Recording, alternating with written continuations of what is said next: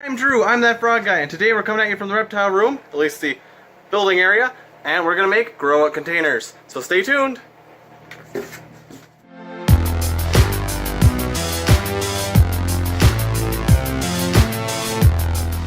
Well, the first thing you guys will need is a container.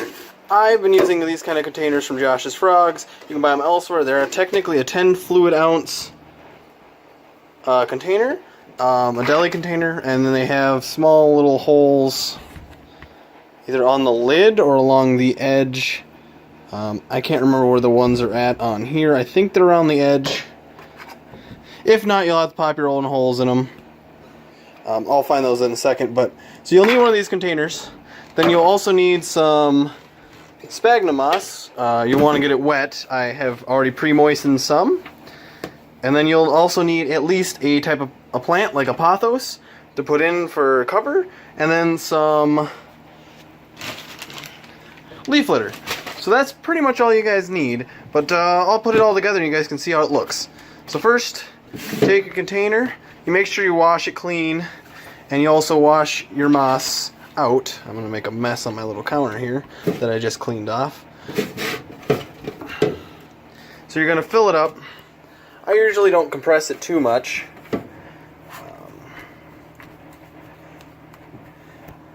Something like that.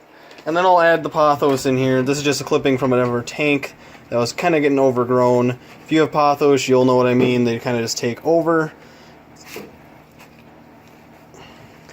Something kind of like that. And it'll grow in here. Add a little water once in a while, but generally they'll stay pretty moist inside this container. Then I'll add clean leaf litter. I'll just add some leaves in here. More places for the frogs to hide and for the bugs. So you can add springtails right away. Act as janitors for your little grow-out container. You don't have to, but I do recommend it if you have them. Since you're going to have a vivarium set up for your frogs anyways. And that's pretty much the gist of it. But I'm going to add some springtails to here and let them start going to town, maybe even some isopods. But that's pretty much it. Just make sure your container has holes in it. I'm not sure this one I just got has holes in it from looking at it. My others have, but to be sure, I'm going to pop some extra holes in here. Probably along the side, because in case you set something on top, you don't want them to suffocate.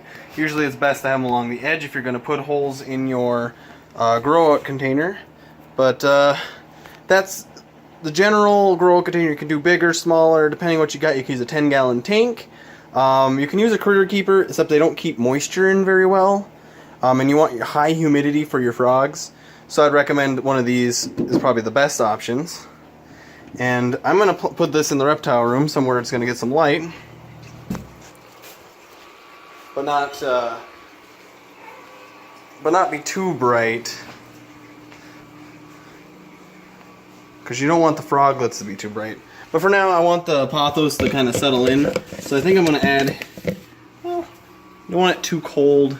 I might actually just put it underneath where I keep all the tadpoles right now. Kind of where I have this other poorly... You can see the difference. Dries out, this will not dry out. And then we'll have the pothos right there, and we'll turn the leaves towards the light. And that's pretty much what you guys are going to need if you're going to do a grow-out container. So, like, subscribe, and don't forget to hit that bell icon so you get notified when I have new videos. I usually post Thursdays and Tuesdays, but it does vary depending on my overall life schedule, you know, can't stop life. But like, subscribe, and I'll see you guys next time.